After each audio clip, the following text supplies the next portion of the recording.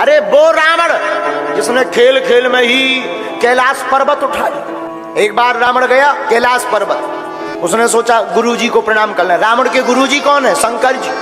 अच्छा, शंकर जी भी कितने विचित्र हैं, इनने चेला भी बनाओ तो 10 मूड वाला। जिसे शंकर जी ने कहा कि देखो तो तुम्हारा चेला भगवान राम की बुराई कर रहा, तुम्हें शर्म नहीं आती अपने मन से?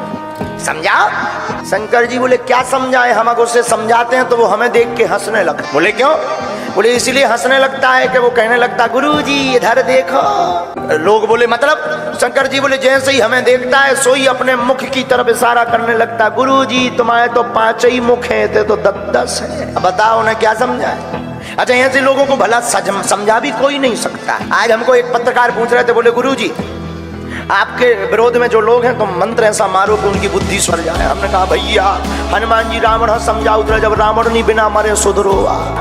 हनुमान जी साधारण थोड़ी है, रावण समझा उतरे मान जा भगवान आए, लेकिन जब लो पानी खा गो टबक नहीं गवा। तो शंकर जी बोले हमारा चेला ही विचित्र है। बोले क्यों?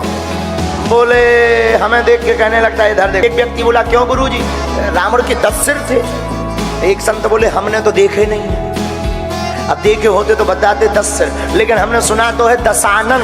दशानन का मतलब ही होता 10 आनन, जिसके 10 मुख हों। तो एक व्यक्ति बोला गुरुजी अगर उसके 10 मुख होंगे तो वो सोता कैसे होगा? हमने कहा मतलब? बोले गुरुजी अगर वो सोता होगा और मान लो अगर करवट बदल लें तो वे मुख। हमने कहा कि भाई 2 उपाय हैं, जिसके 10 मुख है उसको अगर करवट बदलना है तो पहले उसे खड़ा होना पड़ेगा, फिर उल्टा लेटना पड़ेगा।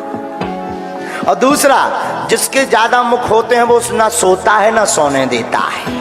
एक बार रावण कैलाश पर्वत गया। कैलाश पर्वत उसने सोचा गुरुजी को प्रणाम कर लें। अच्छा, प्रणाम कैसे करें? उसने लिया सो कैलाश पर्वत ही उठा लिया और लगो ऊपर नीचे कर। विचार करो, पर्वत के ऊपर जो बैठे उनकी का दो दशा।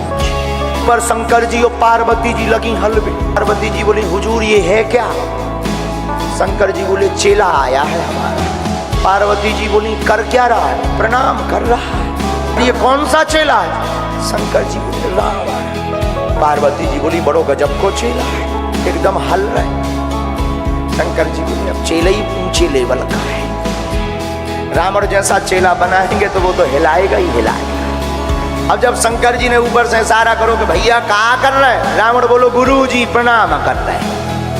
शंकर जी ने कहा भाई ऐसे कोई प्रणाम करता है? प्रणाम चरणों में करते हैं। रावण भी कितना बुद्धिमान है, रावण से जीत कौन सकता? रावण बोला ये एक बात बताओ गुरुजी आप बैठे किस पे हो? बोले कैलाश पर्वत पे। तो शंकर जी से रावण कहता है चरण तुम्हारे कहाँ रखे? बोले कैलाश पर्वत में। तो बोले हमने सीधा पर्वत ही उठा लो। कहा बताओ।